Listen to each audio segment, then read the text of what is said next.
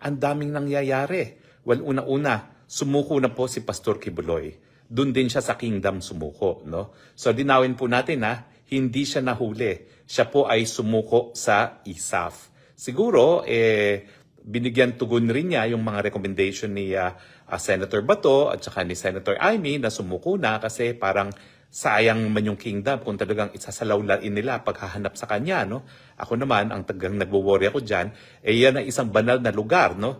Yan ay sagrado sa mga nananampalataya at habang patuloy sila naghahalughog dyan, syempre, nababastos yung lugar. So sa akin, mas mabuti na nga na sumuko si Pastor Kibuloy. Ang ating alalahanin na lang, yung kinatatakot ni Pastor Kibuloy na siya ay ire-render sa US. Alam niyo yung rendition na yan? Sa Amerika kasi bawal ang torture, no?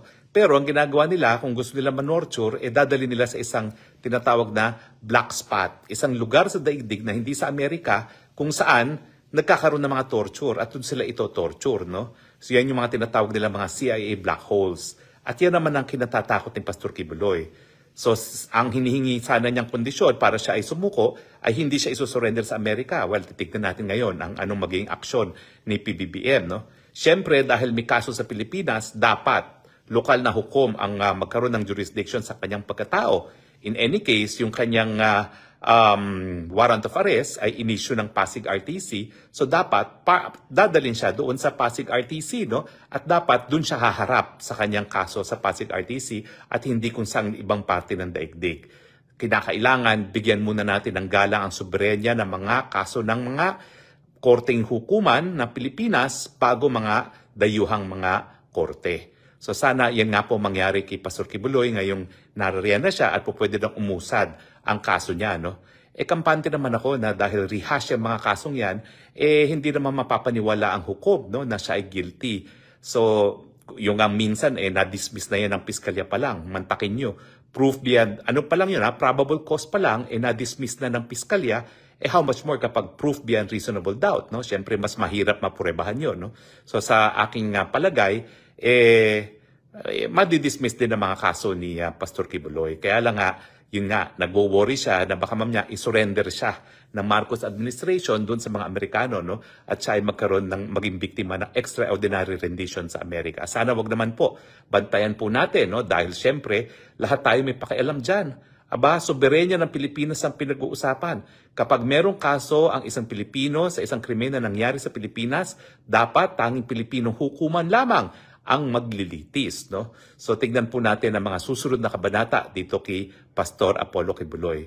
Pero siyempre po, for the books itong nangyaring ito, itong hapon ito, bago mag-surrender si Pastor Kibuloy, doon, bukod pa doon sa 3,000 na mga pulis na nasa loob na ng kingdom, nag-order pa ng 6,000 na naman. Mantakin nyo, 9,000 policemen ang lulusob dapat doon sa kingdom. Kaya siguro minabuti na ni Pastor Kibuloy na sumuko kasi nga baka tuluyan ng masira yung kingdom, no? With 9,000 na policemen, no? Pero iba po siyempre ang pagsuko, iba yung paghuli, no? So siya po ay sumuko sa militar, hindi po siya sumuko sa kapulisan, and there were 9,000 of them. So siguro, sabi niya, kung ako ay magpapa-aresto, hindi ko bibigyan ng credit itong si Torre, no? Hindi siya dapat magkaroon ng credit sa pagkahuli sa akin. So mas mabuti pang mag-surrender na ako sa militar. At yan nga po ang nangyari, no? So anyway, bantayan po natin dahil kinakailangan din masiguro na magkaroon ng katarungan po si Pastor Kibuloy, no? At ang pinaka-importante dyan ay hindi po siya ma-render, hindi siya mapadala sa Amerika dahil kinakailangan munang unahin ang paglitis ng mga kaso dito po sa Pilipinas. In any case, ang isa pa hong dapat natin pag-usapan, nakita natin kung paano talaga binastos ng mga kongresista ang ating Vice President sa Kamara de Representante. Tama pong sinabi ko, binastos po talaga si VP. Bakit? Kasi po talaga, since time immemorial, ako naman, ang daming beses ko na nagtrabaho dyan sa Kongreso. Nung ako po ay working student sa UP College of Law, nagtrabaho na ako dyan sa Congress. Nung nagkaroon po ng Kongreso muli, no? Matapos ang martial law, matapos yung pamumuno ni Cory Aquino. At talaga naman pong pagdating sa budget ng Presidente at ng Vice President, meron po talagang tradisyon na walang tinatanong.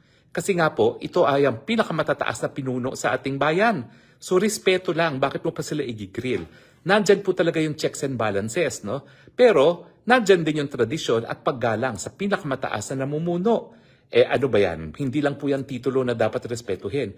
Yan po ay yung suporta rin ng taong bayan sa kanila. Dahil miski ipagsama-sama mo pa mga boto ng kongresista, talaga naman pong kakaunti ang kanilang mga boto kung ikukumpira mo sa isang presidente o sa vice-presidente. So, yan. So, yun po ang ating sinasabi lang. Bakit nabaliwala kaya yung tradisyon na hindi talaga dapat tinatanong ng kahit ano pang questions ang budget ng presidente at ng vice president. Pero ngayon, ano mangyayari? Well, wag po kayo mag-alala. Tingin ko ang gagawin ng Kongreso, tatanggalan ng lahat ng budget ang Vice President pagdating dun sa kanyang mga programa. Ang sinasabi kasi nila, dumudoble. Meron ng pondo sa DSWD, bakit pa dapat bigyan ang Vice President's Office? Alam mo, simple sagot dyan Tignan nyo, yung mga ayudang pinamumudbud ni Speaker, kanino ba niya ibinibigay? Siyempre, sa mga kaalyado niya. Paano naman yung mga hindi kaalyado? Wala na sila makukuhang ayuda galing sa gobyerno. Hindi naman po dapat. Kaya dapat nga, meron din ang Vice President para naman yung mga kalaban ng mga politiko na namibigay ng ayuda, meron pa rin maaasahan na ayuda. Di ba po? Di ba? Yung mga supporters ni Speaker, sila, ang dami nilang ayuda. Paano naman yung mga hindi nila supporters? Saan naman sila kukuha ng ayuda? Ang ayuda naman para sa lahat. Dapat ang basihan, pagkuha ng ayuda, yung pangangailangan. So, dyan po papasok dapat yung ayuda ng Vice President. No? Kasi nga, ini-equalize niya. Hindi lang yung mga supporters ng mga nasa Malacanang ang dapat magkaroon ng ayuda. Kinakailangan lahat ng nangangailangan magkaroon ng ayuda. At saan pa ba pupunta yung mga mahihirap nating kababayan na hindi naman mabibigyan ng ayuda ng mga lokal na politiko? Di pupunta doon sa kalaban at dyan nga po ang importansya ng Vice President magkaroon din ng ayuda. So ngayong tatanggalin yan ng Kamara de Representante, ano mangyayari? Sa tingin ko po kasi dalawa naman yung kapulungan ng ating Kongreso, yung Senado at saka ang Kamara. Ang mangyayari po dyan, ang magbibigay ng ayuda kay Vice President ay yung Senado. Nang matapos po kasi ang proseso ng budget sa parehong kapulungan ng Kongreso, magkakaroon sila ng bicameral conference kung saan paplansyahin nila yung magkakaibang mga probisyon. So sigurado po ako dyan, isa sa paplansyahin nila ay yung pagtanggal ng pondo sa Office of the Vice President. At sa tingin ko naman, dahil ang mga senador napakalaki ng mandato compared sa mga congressmen, magbibigay naman po yung mga congressmen na yan. Pero napadala na nila yung mensahe kay BP Sara na hindi ka namin kakampi. No? Pero sa tingin ko sa bandang huli, mananaig pa rin ng mga senador at bibigyan pa rin ng budget ang Vice President. Kasi nga, tignan nyo naman yung composition ng ng Senado. No? May dalawa dyan, tumakbo rin ng Vice President na hindi sinuwerte. So respeto lang dun sa Vice President na sinuwerte at binigyan ng mandato. No? Kumbaga, siya ay naging matagumpay dun sa hindi nakamit ng ilang mga tumakbo rin ng Vice President dyan sa Senado. Kaya yun ang magiging dahilan kung bakit pagbibigyan nila yung budget ng ating Vice President. So muli po huwag kayong mag-alala. Maski hindi po nabigyan ng Kamara ng kaukulang budget ang Vice President at nakita natin na talagang binasura ng mga kongresista ang tradisyon na rinirespeto ang Pangulo at ang Vice President at hindi na nagtatanong sa kahit anong katanungan sa budget hearing, nandyan pa rin po ang Senado. Kaya yan po maganda doon sa pagkakaroon ng dalawang kapulungan ng Kongreso. No? Nagkakaroon din po ng check and balance sa Kongreso mismo. In fact, ang inaasahan nga natin, sino ang magbabantay doon sa mga nagbabantay? Sino naman ngayon ang magbabantay doon sa pondo na binibigay ng Kongreso at ng Senado sa kanilang mga sarili? Well, alam nyo, ang solusyon dyan sila-sila rin. Kasi syempre, pag masyado naman ang kukunin ng Kamara para sa kanila, magrereklamo naman ng Senado. At ganun din naman ang gagawin ng Kamara kung masyadong malaki rin ang pondo na binigay ng Senado sa kanilang mga sarili. No?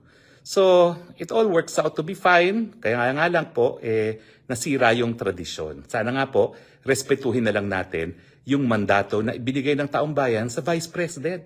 Kasi after all, si VP Sara, ang pinakamalaking mandatong na nakuha sa taong bayan. Ano ba naman yun na pagbigyan natin, respetuhin natin yung mandato na ibinigay sa kanya sa pamamagitan ng pagbigay ng budget na hinihingi niya. Anyway, ang budget naman yan, mapupunta rin sa mga mahihirap na nangangailangan ng tulong galing sa gobyerno. Okay, so sana po meron kayong bagong kaalaman na napulot dito sa ating Spokes Hour. Naku, madami pong mga nagkokomento, no? Mga nanonood, sila Juliet, sila Kong Waila, puro mga watching, no? Wala namang mga comments, no? Ganito pala ito kapag nagla-live ka, no? But anyway, maraming salamat po sa inyong pagtangkilik, ha? Anyway, sa susunod na mga araw, babalik natin yung dating format na meron tayong opening spiel, meron closing spiel. Pero ngayon po kasi medyo nag-i-improvise lang tayo, no? Kaysa naman wala tayong Spokes Hour, minabuti kong mag-improvise na tayo. Okay? So, maraming salamat po sa inyong patuloy na pagtangkilik at gaya na aking sinasabi po, no?